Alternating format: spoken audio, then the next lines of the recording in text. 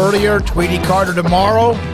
Jared Nuness, promoted to assistant coach at Baylor men's basketball by Scott Drew. Jared, we really didn't care about that. We were going to call and find out if you had any new Nike stuff for us. As I've heard, that's what everyone thinks about when they call you. Yes, that actually happens quite often. But the good thing is, I got my boy Tweety Carter that I'm gonna be training in on all that stuff, and he's gonna have to deal with it all. So absolutely. Good there for you. Go. What does today mean to you now that it's official? Or when Scott Drew told you this, what did it mean to you? It meant a lot. I think throughout the years Coach and I have had different conversations at different times when there's been some movement, and I just think timing wise for me. Wasn't always the best time when I felt like I was ready to kind of be in this position. But, to lose a guy like Coach King and everything he's done for our program, and just one of my mentors and things I've learned from him, and just the opportunity for me to step in and not replace him, but just be the best me and to help Scott and help our program continue to have the success we've had. It was just a blessing for him to give me that opportunity. So, very, very excited, very happy with it, and hopefully we can keep this thing rolling. Now, we know what you're excited to pass on to Tweety. What are you most excited to kind of develop and do now in this new role? Just the excitement of being able to get on the road, evaluate a little bit more, be able to, do more home visits with recruits and their families. Do a lot more. I'm a big relationship guy, so just having the opportunity to speak more face to face. So a lot of the recruiting I did helping wise was, via text messages or phone calls or FaceTime. So, just the opportunity to do a lot more face to face, and then just being on the court with the guys, doing the other part that I love to do besides having relationships is just coaching, being able to do workouts and do more stuff on the floor. So I'm really looking forward to that too. You got into coaching quickly after your playing career at Valpo was over, and you've done a lot of teaching of different types over the years. Where did that come from? Where did that kind of get instilled in you, and where did, the desire to be a coach, how early did that hit you? Well, my dad actually played professionally for the Phoenix Suns, and then after he was done playing, he did some scouting for the NBA, and then he also did some college coaching with the University of Minnesota, and then he was a high school coach for several years. So I think the coaching part I got from him. And to be honest, at Valpo, just having a close relationship with the assistant coach. Scott was assistant coach at the time, and just the relationship him and I had as a player coach, we worked really well together.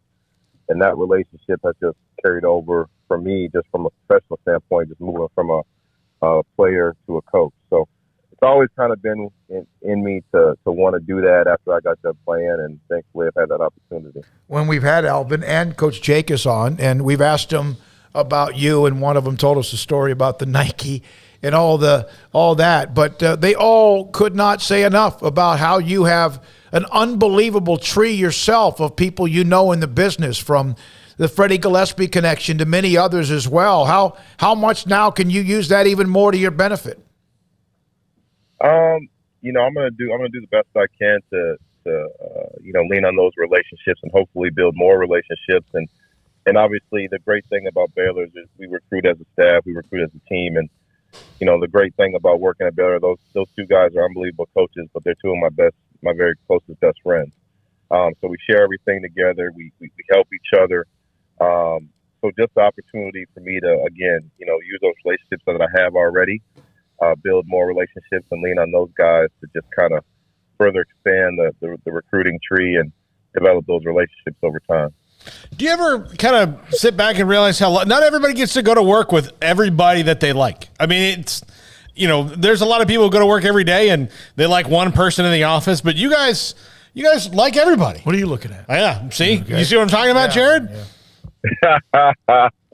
Well, I think that's a big time credit to Coach Scott, because he's such a wee person, and he's such a genuinely nice person, and he creates that culture and that atmosphere. Now, it helps that when you have guys who are similar to him, that are unselfish, that work well together, that don't have egos, that help each other.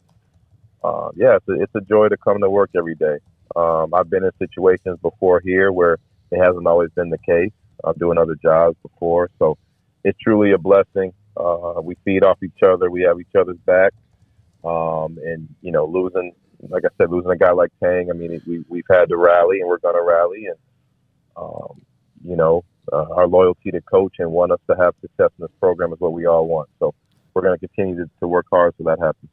Jared, I asked the other coaches this when we talked to them, but have you had a time or a moment since the season ended to kind of sit back and reflect, or is that something that comes here in the near future? I would say this past week, just a little bit of the disappointment, the emotional roller coaster after the game against North Carolina. You take a couple of days to just really not think about basketball and clear your head, spend time with your family. But I think that within the last few days, I've been able to reflect on, what kind of year we had, things that we had to overcome, adversity we had to overcome. And, we had a really, really good year. It didn't end the way we wanted it to. I still think if we would have been healthy, the outcome could have been different. But, our guys fought and we fought. And, hopefully this upcoming year we can stay healthy and we can really get back to the places where we want to go. Jared, I mentioned Freddie Gillespie and some of the role you had in not only his recruitment but others, including incoming players.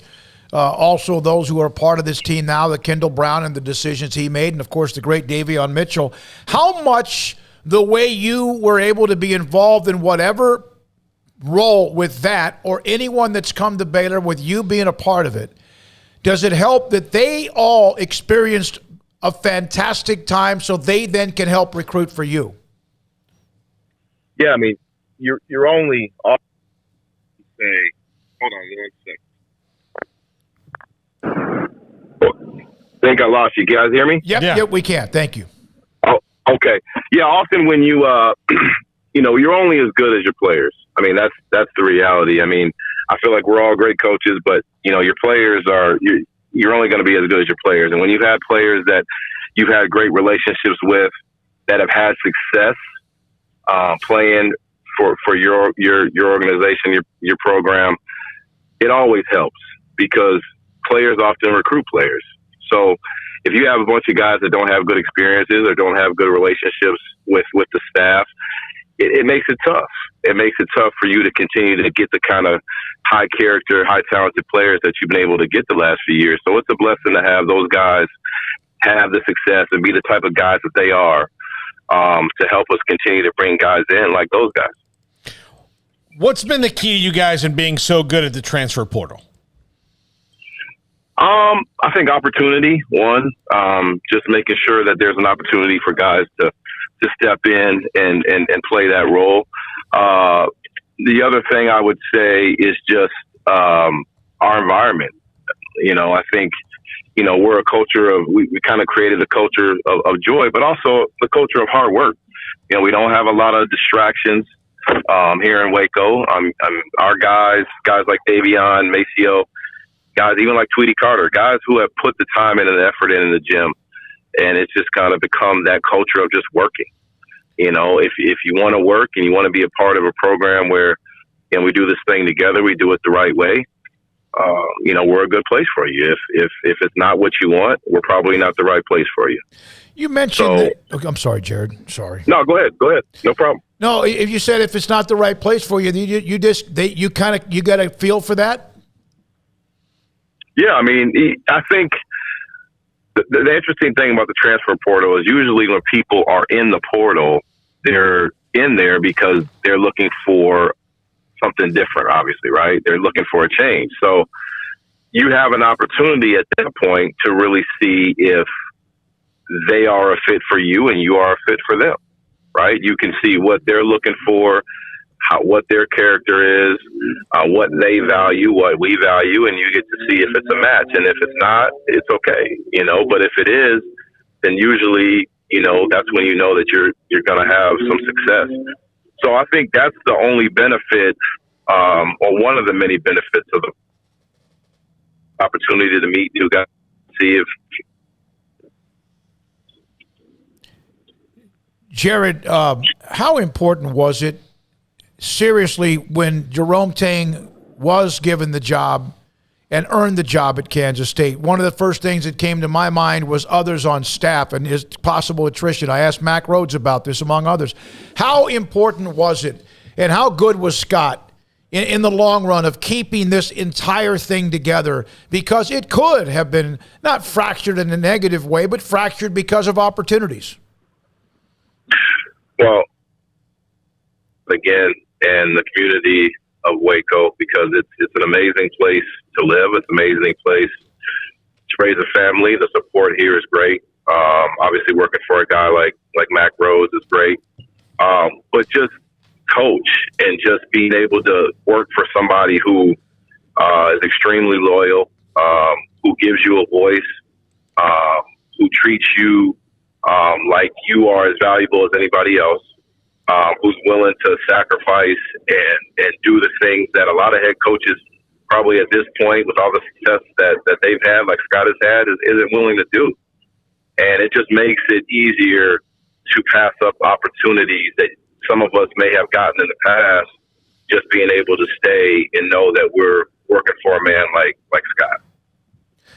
How hard was it to handle the Nike account as far as in your role? We started off with that, and how Tweety now has that role, and you're going to have to you could not keep everybody happy, could you? There's not enough of it, is there? Or was there? Yeah, no, him and I, it's funny you said that, because him and I just talked about that today, and Tweety's going to have some new rules for some of the vets coming back, and I can't wait to see how they respond to some of these rules, because he's laying down the hammer on some of these guys.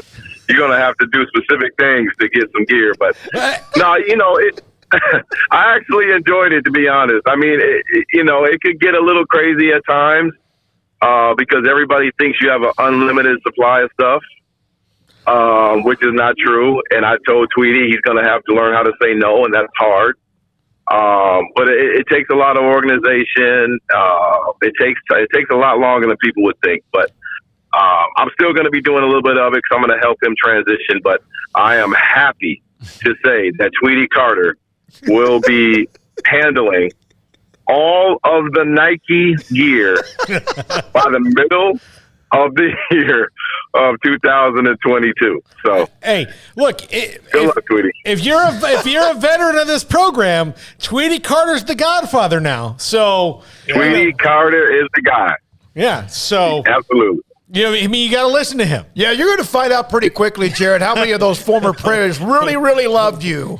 And right. All of a sudden, they're not going to be texting you as much, and you're going to go, that's okay with me. Very true. Very true. Oh, my goodness. Funny.